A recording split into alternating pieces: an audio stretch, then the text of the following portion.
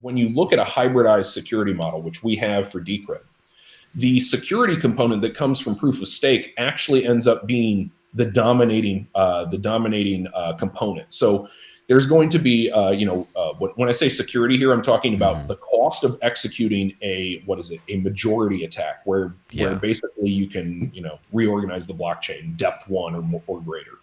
The majority of the cost of that goes to, it's dominated by proof of stake. Once the cost of a coin is over, I don't know, like 10 or 15 or $20. In the case of Decred, these things vary depending on supply for everybody, but that's a major advantage of proof of stake, which is that the cost to attack it is much higher from a majority, from a majority attack perspective.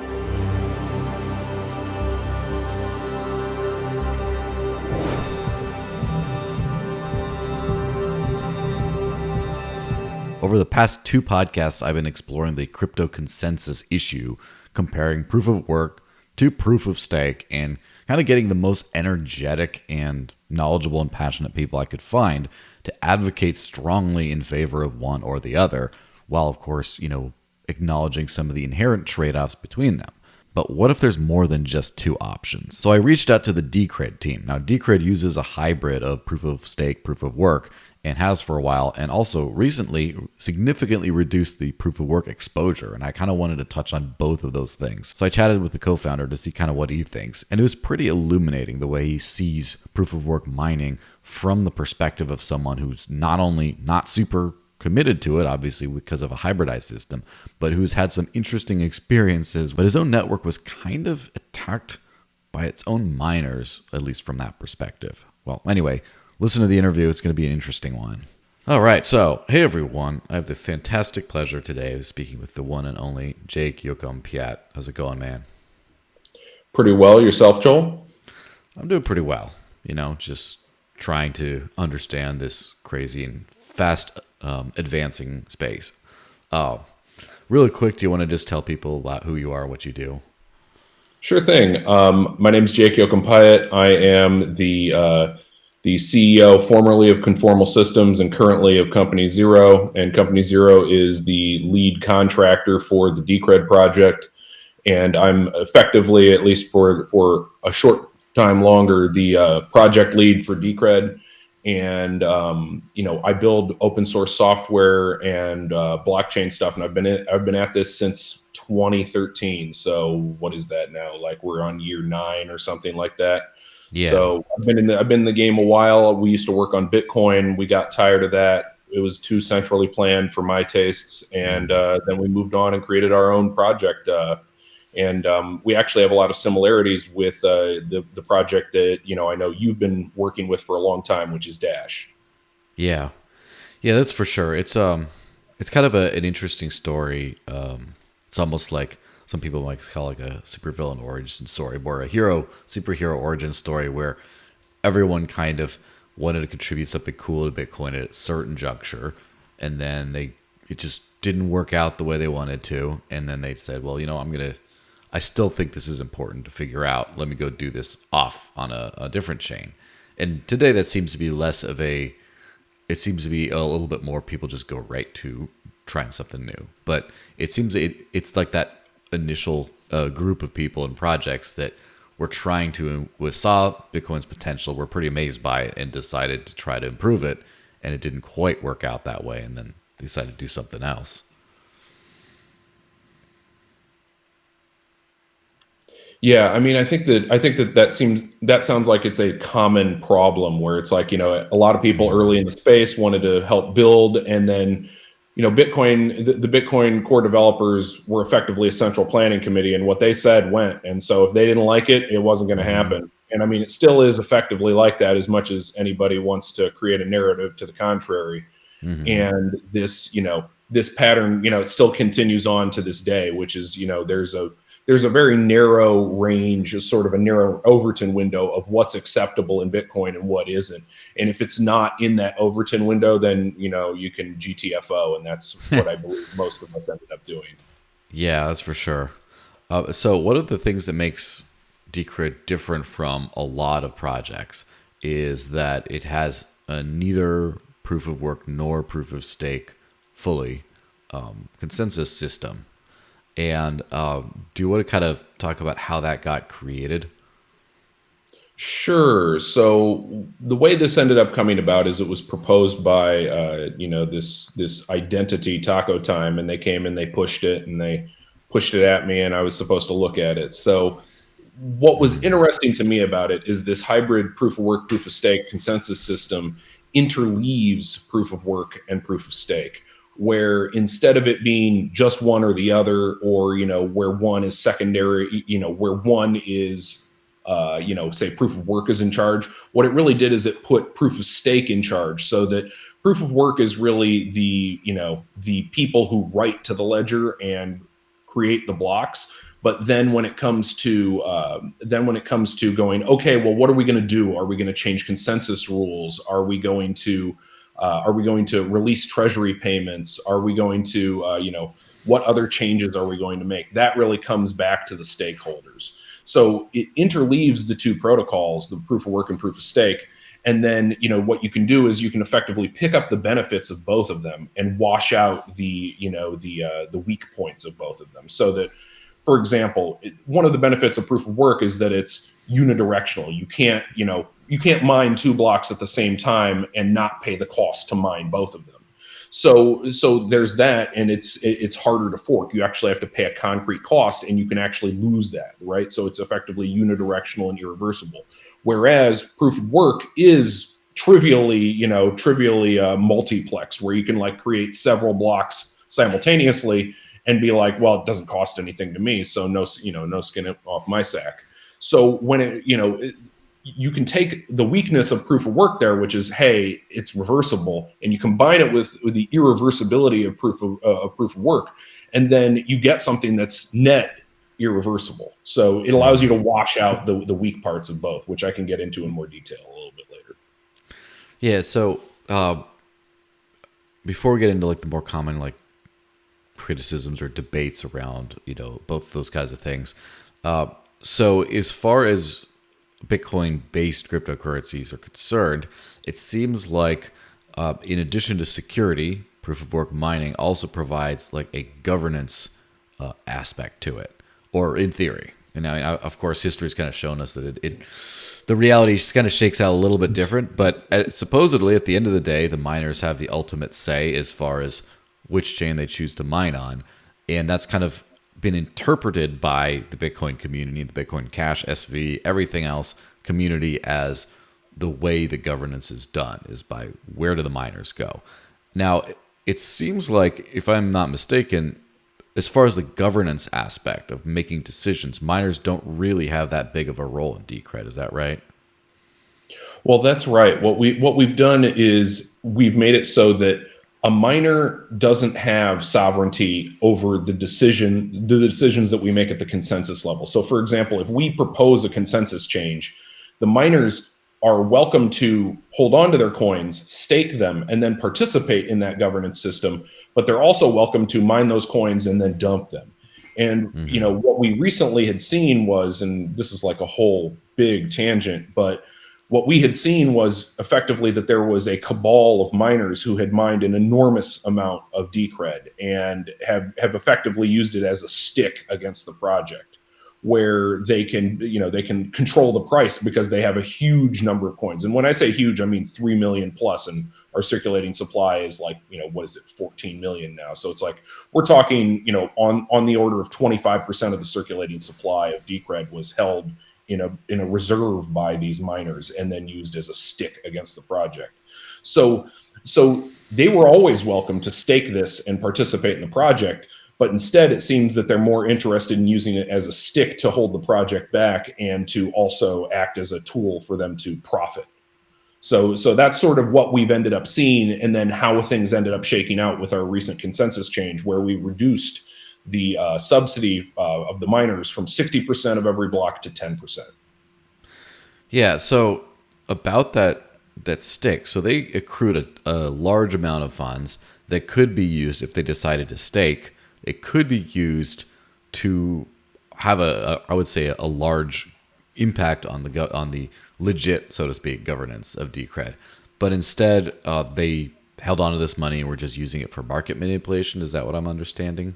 That's my read after having seen quite a bit of on-chain analysis related to this, to what has occurred, which is that instead of saying, "Hey, we're going to take these coins, we're going to participate in the governance and help, build Decred," what they did is they sort of covertly sat and had this huge cache of coins. Some of it was staked, but they weren't voting it. So basically, it was just they were sitting and collecting gains from staking while they were mining. And then instead of, trying to say, hey, we hold a huge amount of this asset, maybe it would be good if we helped try to buoy the value of it, because that would buoy, sort of the value of our holdings. That is absolutely not the path they took. Basically, the position they've taken is we will do whatever we can to control the price of Decred. And sovereignty be damned. They didn't want to stake. They wanted to them, their priority was to control the price of Decred, not participate and enhance the project.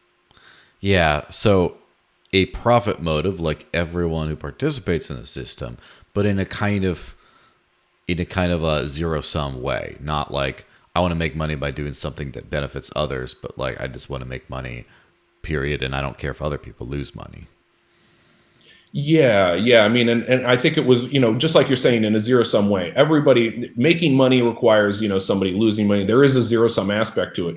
But also, think about it from this perspective. If you held the 25% of the circulating supply of any cryptocurrency, I would expect that most of those people are at least, strongly aligned with the interests of that project to be like, I want to see this project succeed because I hold so much of it. And that was most definitely not the case here. So whoever was doing this was really out for the money part of it, and less so for the, and I say short-term money part of it, not the long-term money. Yeah. So before we dive deep into that whole thing, because that seems to be the crux of this whole thing, of the balance between proof of work and stake and all that stuff. What do you see as the benefits or the good parts about proof of work as a whole, the things that are desirable to keep? Well, let's talk about the various aspects of proof of work. So one of the good ones is the irreversibility. It's sort of it's a forward running process.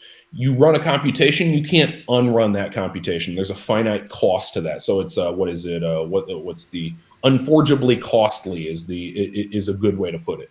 So there's the unforgeable costliness of proof of work, and that's good. It's helpful, and it gives us a time ordering, and it gives people a way to vote that can't be faked trivially.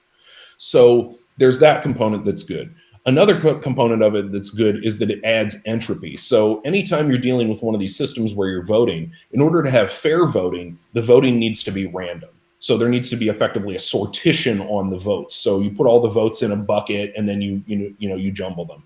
My understanding is that Dash operates similarly in this regard, so that if you don't have entropy when it comes time to select your proof of stake validators, people can game that, right? Like if it's pretty random but not very random, then people who have a lot of stake could go, oh, let me game this so that I get more votes, or I vote more often than everybody else to magnify my stake. So there's that component of it, and that's actually especially important for proof of stake. But there are some other good things. I mean, if you ask the question, well, what else is good about proof of work? One thing is that proof of work was really the first way that someone had proposed with Bitcoin to say, listen, the way we solve the Byzantine generals problem is that we actually were voting, but we're voting with computing power.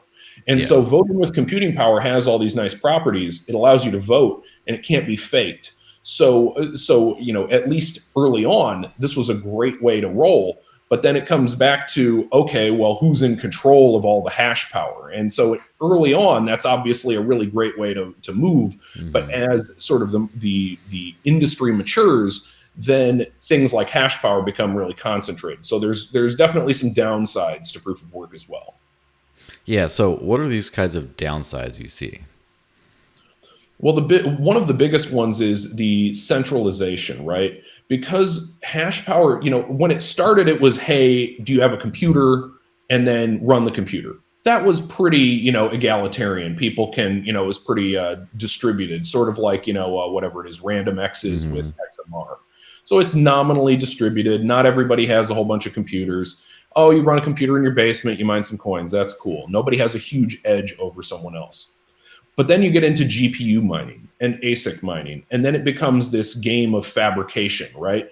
Who can get these circuits fabricated cheapest and who can run them cheapest? And then, that part of it, the what is it? The economy of scale that comes with proof of work is really acute.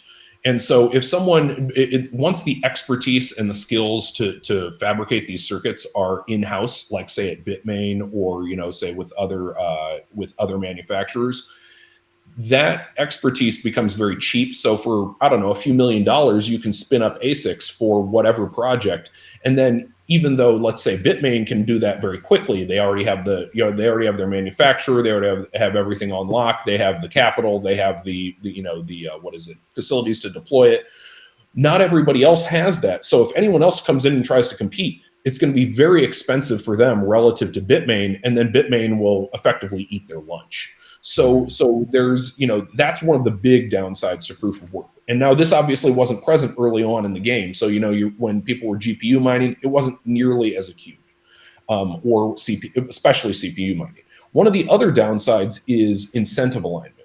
That is, despite the fact that proof of work acts well as a way to create unforgeably costly, voting to vote on which block is valid and to create a stable blockchain, that part's great. But then the downside is, what incentive is there for someone who is a large miner to hold the asset? There's not a super strong incentive alignment. So, for example, people might be incentivized to mine, but they're not necessarily incentivized to hold. So if you have, let's say you have 10% of the hash power of a proof of work chain, you'll get 10% of the coins. You could sell every last one of those coins you mine, and guess how many you get, going forward. As long as you maintain your 10% of the hash rate, you get 10% of the coins.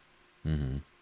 Whereas in a proof of stake or, a majority proof of stake blockchain, if somebody has 10% of the coin or 10% of the stake, that's okay, 10% of the staked supply. And then over time, more people will stake.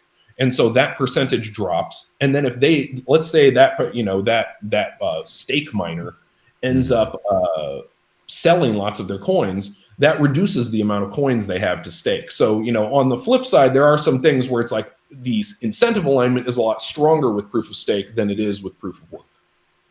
Yeah. So what are some of the things you like about proof of stake then? I think the incentive alignment, it's much stronger. So the incentive alignment for proof of stake is very similar to owning shares in a corporation, right? So if you own shares in a corporation, you want that corporation to succeed. You want it to do well. You want the value of those shares to go up so that you can profit and, have made a good investment. And so that is a very powerful mechanism where it aligns the incentive of organizations and their investors. That's very good, and it's much better than proof of work in that regard. Another thing that's good about proof of stake is that when you look at a hybridized security model, which we have for Decred, the security component that comes from proof of stake actually ends up being the dominating component. So there's going to be, when I say security here, I'm talking about the cost of executing a majority attack, where basically you can, reorganize the blockchain depth 1 or greater. The majority of the cost of that goes to, it's dominated by proof of stake. Once the cost of a coin is over, I don't know, like $10 or $15 or $20. In the case of Decred, these things vary depending on supply for everybody. But that's a major advantage of proof of stake, which is that the cost to attack it is much higher from a majority attack perspective. Let's see other ones. Let's see strengths. Give me just a second. I want to make sure I'm not missing one. We did incentive alignment. We did security. People throw out a lot the energy expenditure angle. I don't know if that's something you value, because I've seen people on both sides valuing or not valuing it radically. I'm kind of neutral on that. I see that the people who talk big about we don't want to consume the energy, I feel like they're courting the ESG type investors. So it's a little bit more of a game for them where they're like, oh, we don't like energy expenditure. And it's like, well, what about all the data centers Google runs or Facebook Yeah, of runs or course. banks run? It's like, they got no problem with that. Yeah. So, what are some of the downsides of proof of stake? One of the downsides of proof of stake is it's pretty substantial and it's very particular to pure proof of stake, which is there's nothing at stake, is what it's referred to, right? Because you can trivially validate multiple candidate blocks in a blockchain, and basically effectively execute low or no cost reorgs to a blockchain. That is the nothing at stake problem, where because you're not expending something that can't be gotten back like you do with proof of work. There's this reversibility to proof of stake, which is kind of daunting to a lot of people. So it's that if you have no proof of work component, there's nothing irreversible about a large reorg, like I don't know, like a depth 1000 reorg. That's obviously very bad for exchanges and payment processors and all kinds of things like that.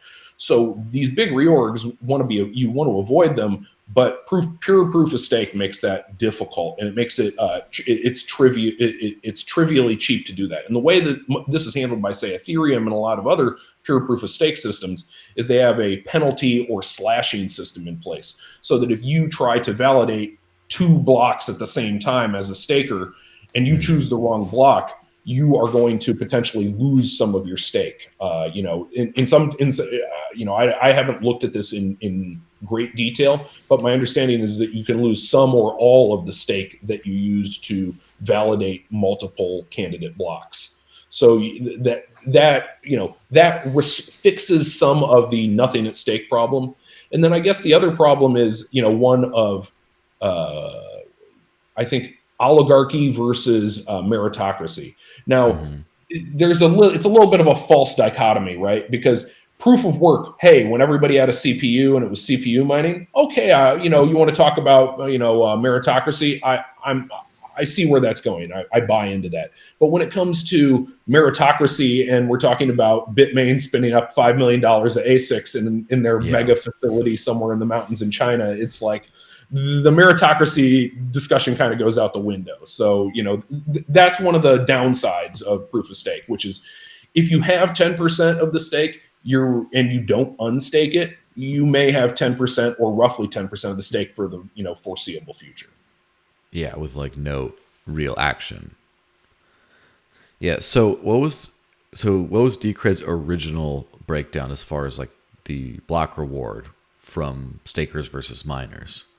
We started with 60% for miners, 30% for stakers, and 10% for the treasury. And we did that because the way I justified it at the time was mining is expensive and it actually requires, special hardware and, facilities and all that. So it should be 60%. And then staking should be 30% because it doesn't require that. Not to mention, we didn't want to create what I would describe as too great a rate of effectively passive return or semi-passive return, because that draws in like the wrong kind of people. And we didn't want to do that. So we did that, but in retrospect, I think I made the wrong call. I pushed for 60-30-10, and Taco Time pushed for 30-60-10. And that was a serious misstep on my part. Yeah, do you think it was a misstep, or do you think it was maybe just appropriate for the time, but appropriate to change at a later date? Because kind of in the early days of the coin, you have mining as more prevalent, and then you get more coins, I guess, dumped on a regular basis and circulated out into the supply, rather than kind of starting with the cartel and just keeping that going over a long period of time. Like, is there maybe a silver lining to that mistake, the early days mistake? Maybe it was actually the right thing in the early days?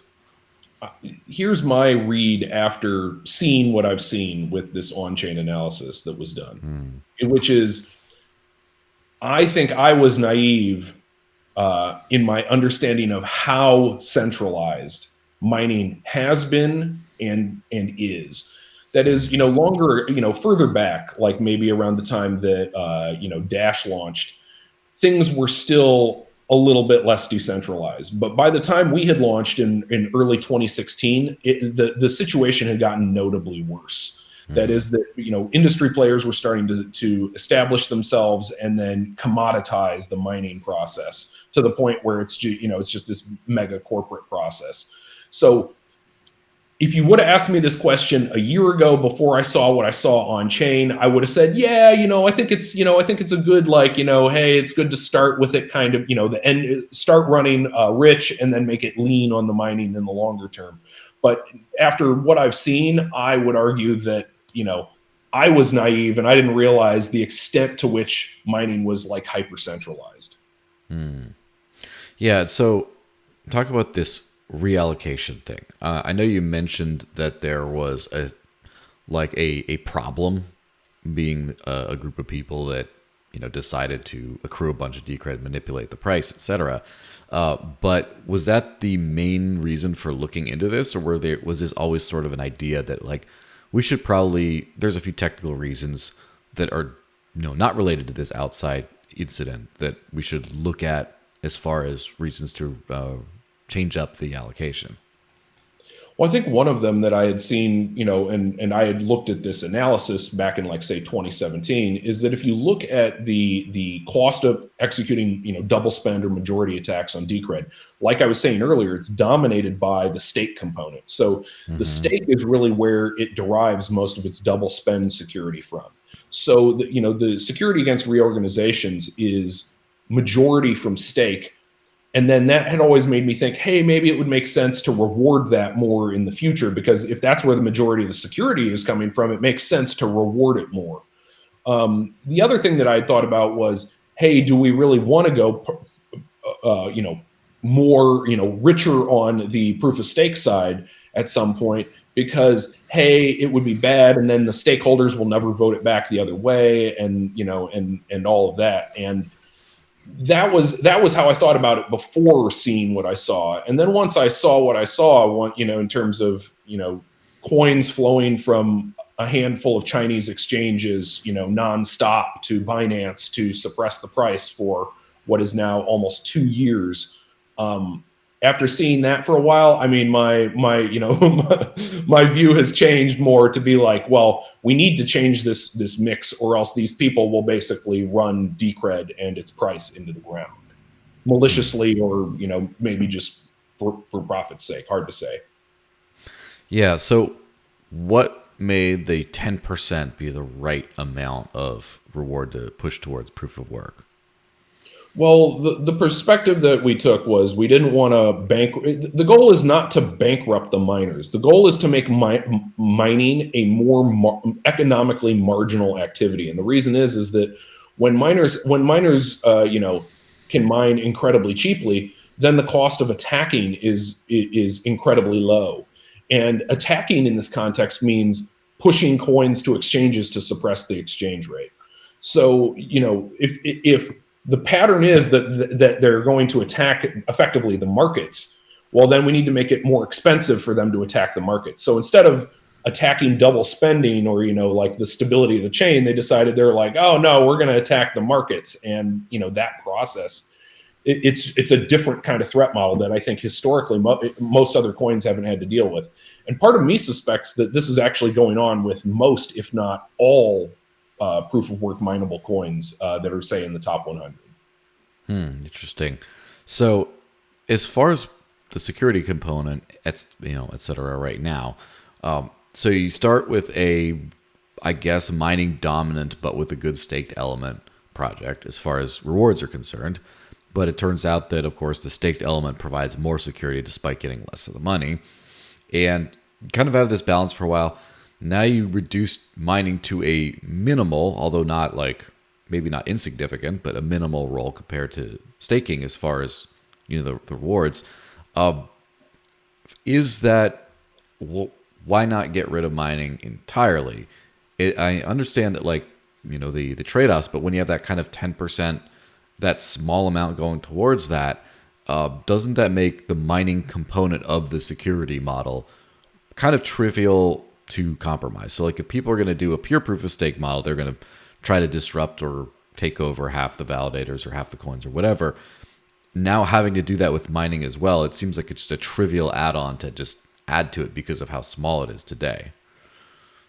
I think that's a valid point to make. When it comes to the whether we should just get rid of proof of work entirely, I think that makes sense. In fact, I would actually quite like it if we could get rid of proof of work entirely, just because there are some really positive things that come from it. One of them, and I was talking about this earlier, is entropy, because the mining process involves spinning through a whole bunch of nonces every time you're mining a block. That creates a huge amount of entropy, and that helps keep the sortition for the voting secure. So that's a plus. But one of the main reasons we didn't go pure proof of stake is that it's actually a huge amount of engineering. It's a major change to make, to go.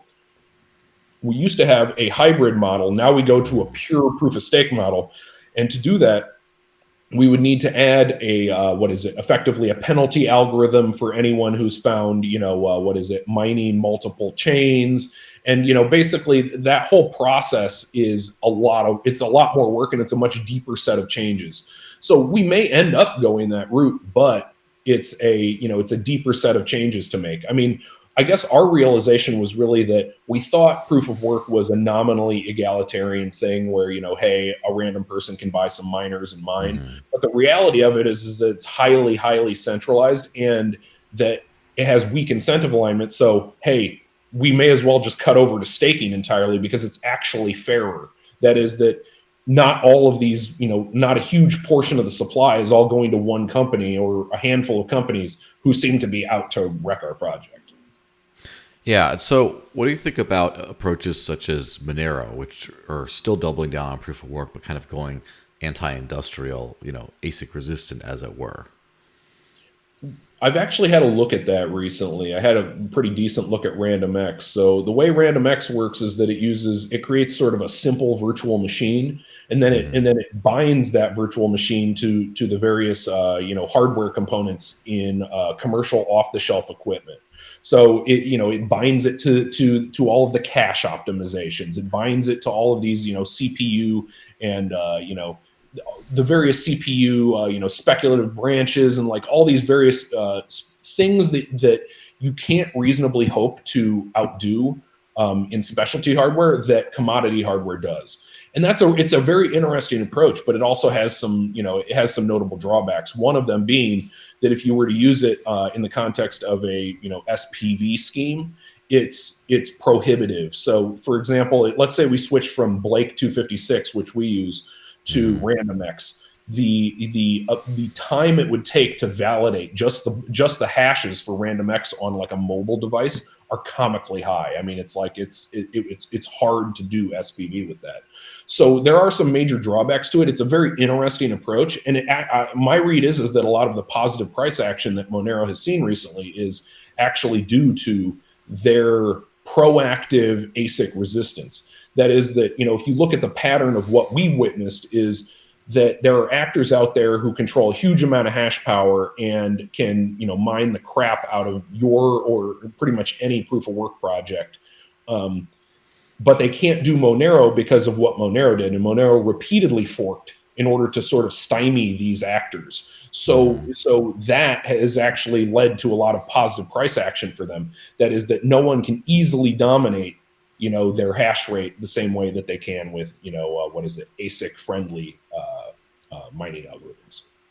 Yeah. Is there any thought of adding that into Decred for the mining component, or is it just kind of not necessarily worth it because the ultimate goal would be to try to move away from that entirely anyway? That's kind of that's kind of where I was going, is we had looked at it, but the issue with it is SPV support.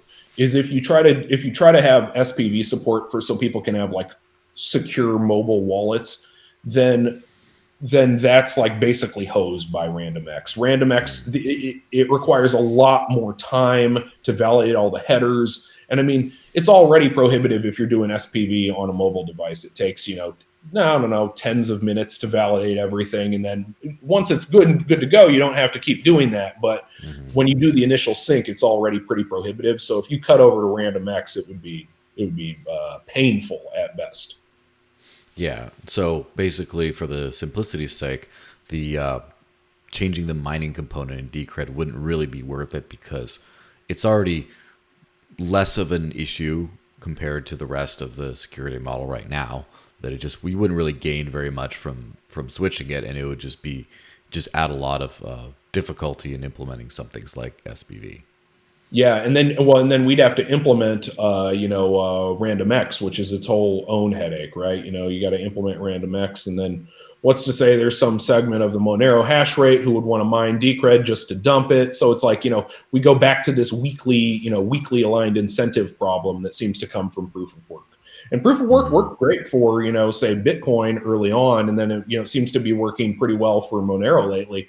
But I think that, most of the rest of us who have ASIC friendly algorithms are, we've either felt the pain or, will feel the pain at some point when we realize what's going on. Yeah, interesting. Well, this has been a fascinating chat. Where can people find more about you or follow what you do? You can go check out our website at decred.org. And then, there's chats that we have that are linked there under our community link. You can hit us up there. You want to ask me questions. I'm available on Twitter, but I'm pretty censored. So, hey, you might not see me, but you're welcome to ping me or, address me there. And that's, those are really the best ways to get in touch with us. And it's important to remember that the revolution will not be centralized. Absolutely. It sounds great. Well, thanks very much for being on. Hope you have a good one. Cheers.